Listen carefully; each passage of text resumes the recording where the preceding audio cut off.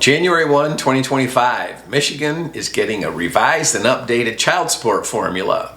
Judges have to follow the formula. They've had that in place for all of these past years when determining child support.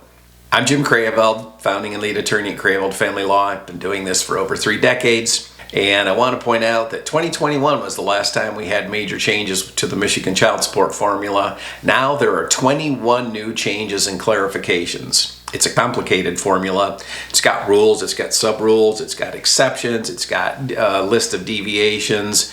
Some of them have been clarified, some of them have been deleted. I want to touch on a couple of the highlights. First of all, when it comes to deviations, for example, if you have exorbitant educational cost or health care needs with a special needs child and whatnot, the list is now clarified to be not a complete list, not an exhaustive list. Courts have the right to go outside of the particular list and give parties deviations to the child support formula.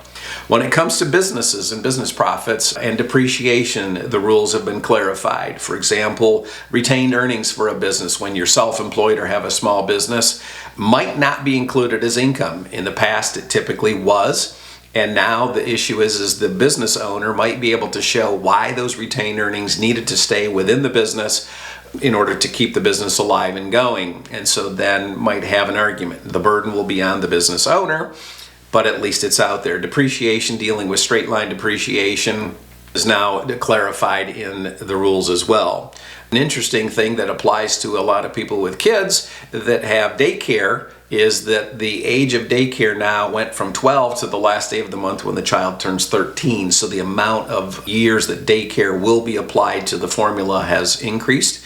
Interestingly, the ordinary medical care cost has gone from $454 per child down to $200. So the extraordinary medical expenses will kick in quicker.